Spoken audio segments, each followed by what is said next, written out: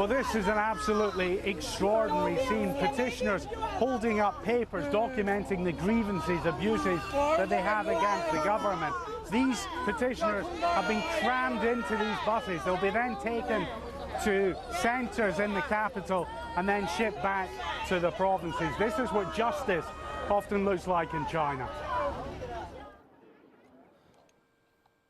It says here the baby girl is 8 months old, healthy, and yours for £20,000.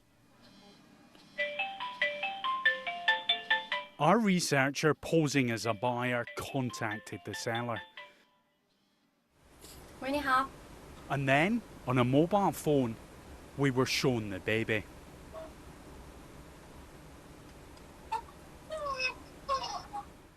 Not even a year old, too young to ever know that she'd been put on sale.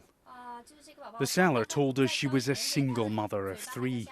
She said she couldn't afford to look after her children.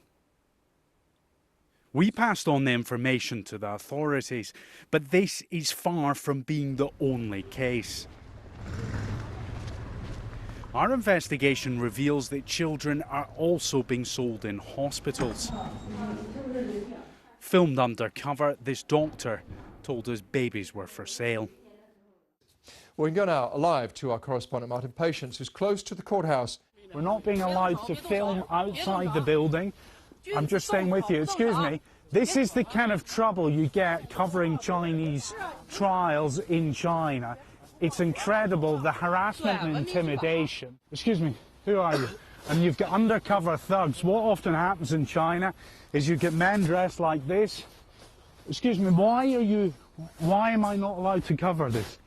Why am I not allowed to stand outside the court building when China is talking about implementing the rule of law?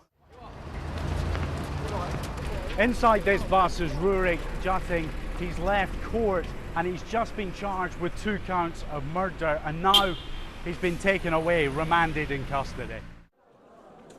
At Gaza's main hospital, the casualties keep arriving, among them children playing outdoors during a lull in the fighting.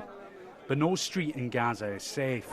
Well, the children may seem happy here, but this is actually a very, very sad place. And that's because in wars, it's not only adults that die, but children too.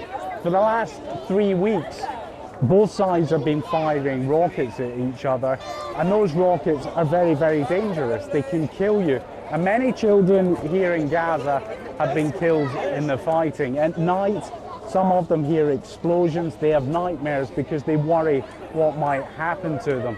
Until the adults decide to stop the fighting, the rockets will continue. And what that means is that no child is safe here.